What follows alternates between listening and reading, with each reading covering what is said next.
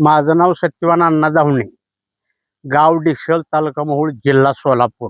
मी आपल्याला विनंती करतो, अधिकारी असू द्या किंवा मुख्यमंत्री असतील किंवा ग्रामविकास मंत्री असतील, तहसीलदार असतील किंवा मुख्यमंत्र्याच्या ह्याच्या पहिली मी आपल्याकडे मुलाखत दिलेली आहे. मी फक्त आपल्याकडे न्यायाची अपेक्षा बघतोया. मी काय तहसीलदार नाही किंवा मी कलेक्टर नाही किंवा मी ग्रामपंचायतचा सदस्य नाही किंवा मी ग्रामसेवक नाही किंवा तलाठी नाही. मला उतारा दिला तुम्ही. माझ्या उतार्यावर नोंदी लागल्या कशा? माझ्या बापाचे 33 एकराचे 2 गट आहेत. ह्यात पोट हिस्सा आहेत, मी नाही असं मला म्हणायचं नाही.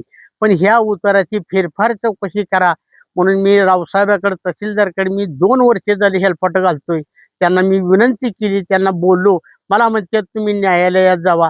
न्यायालयात जाऊन न्यायालयाला काय शेतफेरीत बघणार आहेत का? न्याय कुणाला मागायचा ही मलाच काय कळलं नाही. तुमच्यावर काय अन्याय झालाय नेमकं? ज्या वेळेस माझ्या शेतात पाणी साचलं होतं, 2 वर्षे मला पीक घेता आलं नाही, त्यावेळेस रावसाहेबांनी मला विचारलं की बाबा आता कुठून जसं पाणी वाहतंय तसं सोडा. पंतप्रधान ऑफिसचे अभियंता आलते, महामुनी आलते, ढेरे साहेब आलते, पोलीस बंदोबस्त त्यांनी बघितलं. त्यांनी सुद्धा येऊन माझं काय उपयोग केलेला नाही, माझा अन्याय दूर केलेला नाही. आणि ग्रामसेवक अन्याय नेमकं झालंय काय? हा? झालंय काय अन्याय? माझ्या जमिनीवर नोंद लागली कशी? आणि त्याचं खरीच खत नाही दिलेलं नाही बापाने किंवा साठी खत दिलेलं नाही किंवा कुठलंही काय केलेलं नाही. माझ्याकडे पूर्ण रेकॉर्ड आहे. मी रेकॉर्ड सगळं लेखा बिल ऑफिसमधून काढून घेतलेलं आहे. मी रावसाहेबांना जावलं, तलाठ्याला जावलं, सर्कलला जावलं. पण त्यांनी मला कुठल्याही पद्धतीचा न्याय दिलेला नाही. उलट मला तहसीलदार म्हणते की तुम्ही पाहुणचार केला तर मी येऊन पाहतो. आता नुकसान माझं आणि ह्यांचा पाहुणचार मी काय करायचं ही मलाच काय कळलं नाही. तरी मी मुख्यमंत्र्यापर्यंत ही रेकॉर्ड पोहोचवलेलं आहे. आणि त्यांच्याकडून आता माझं वय झालेलं, माझं 68 वर्ष वय आहे. मला मुंबईपर्यंत वय आहे. मी रावसाहेबांना बोललो, मला तुमच्या पुढं उपोषणाला बसायचं नाही किंवा तुमच्या पुढं मला आत्मदहन करायचं नाही. फक्त मी न्याय मागतोय, मला न्याय मिळावा ही माझी नम्र जोडून विनंती आहे. की बाबा ग्रामविकास मंत्री असतील, कदम साहेब असतील किंवा तुम्हाला सांगतो लेखी पत्र वगैरे दिलेलं लेखी पत्र मी मुख्यमंत्र्याला पाठवलेलं आहे, फॅक्सद्वारे मी पाठवलेलं आहे, उपमुख्यमंत्र्याला पाठवलेलं आहे, ग्रामविकास ह्याला पाठवलेलं आहे. त्यांच्या पोच आहेत माझ्याकडं. त्या पोचच्या आधारावरच मी बोलतोय, मला कुठल्याही प्रकारचा न्याय मिळालेला नाही. मी अजूनही एकदा विनंती करतोय, माझी ही 3री मुलाखत आहे. मी ह्याच्या पुढे मुलाखत देणार नाही. मला न्याय मिळवा या अपेक्षेसाठी मी मुलाखत देतोय. मला कोणावर अन्याय करायचा नाही आणि माझ्यावरही कुणी करू नये. अधिकाऱ्यांनी फक्त चालढकलपणा लावलेला आहे आणि ही कोट्यवधीचा भ्रष्टाचार. ही 66 एकर जमीन आहे, त्यातला पहिला हिस्सा माझा आहे. मग तो हिस्सा किती आहे काय? ही उतार्यावर फक्त 166चा 1 केलं. त्याच्यावर एकर गुंठ कुठलाही उल्लेख केलेला नाही.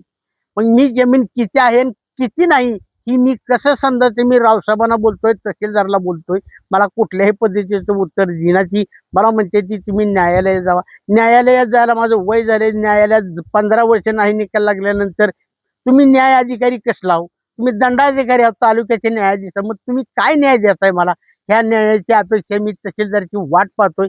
तहसीलदार मी वेळोवेळी विनंती करतोय. वर्षातला 2 वर्षातला एकही दिवस खडा केलेला नाही. मी रावसाहेबांना जाऊन भेटतोय. नुसतं रावसाहेब माझ्या तोंडाकडे बघून हसतात आणि ती मला म्हणतात की तुम्ही एकच बोलता आणि तिसरंच बोलता.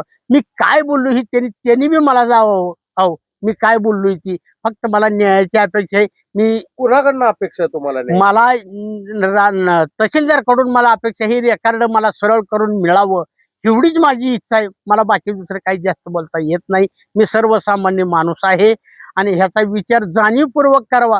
मुख्यमंत्री असतील किंवा पवार मॅडम असतील, अजितदादाची मंडळी असतील, ह्यांनी मला न्याय द्यावा. एकनाथ शिंदे साहेब असतील, ह्यांच्यापर्यंत मी फॅक्सद्वारे रेकॉर्ड पोचवलेला आहे आणि त्याचे माझ्याकडे पोच पण आहेत. तरी मला न्याय मिळावा. मला आता फक्त जय हिंद हे महाराष्ट्र म्हणायची सुद्धा लाज वाटायला लागलेली. कसं म्हणायचं सांगा? आता तुम्ही शिवाजी महाराजाचं, बाबासाहेब आंबेडकरांचं पुतळं बसवता. पुतळं बसून त्याच्या न्यायाप्रमाणे मला न्याय मिळावा माझी एवढीच अपेक्षा आहे. मला बाकी दुसरं काही बोलायचं नाही. साहेबाकडे मी विनंती केली की ज्यावेळेस माझ्या शेतात पूर्ण जमीन माझी पाण्यात गेलेली होती, माझी भांडी, माझं आर्थिक नुकसान भरपूर झालेलं होतं. त्यांच्याकडे केलेला पंचनामा माझ्याकडे आहे. त्याच्यावर पोलीस पाटलाची सही आहे, सरपंचाची आहे, तलाठ्याची सही आहे. फक्त त्यांच्याकडे रेकॉर्ड माननीय कांबळे तलाठी आणि तुमचं ती तहसीलमधले काय त्याचं नाव बरं, इंगळे साहेबांकडे पोच केलेले आहेत. पोच त्यांच्याकडे दिलेली माझ्याकडे पोच आहे. तहसीलदार कडून तुम्हाला काय अपेक्षा आहे? मला तहसीलदार कडून मला माझ्या जमिनीचे रेकॉर्ड सरळ करून मिळावं, माझी एवढीच इच्छा आहे.